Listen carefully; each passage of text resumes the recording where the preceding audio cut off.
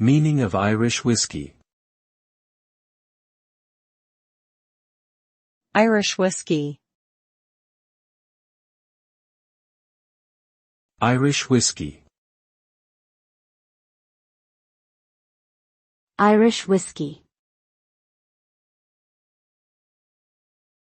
Irish whiskey. Irish whiskey is a type of whiskey that is made in Ireland.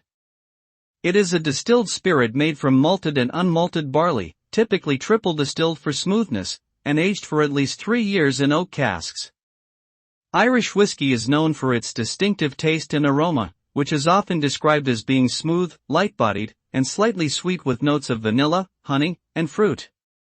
It is a popular spirit for drinking neat, on the rocks, or in cocktails.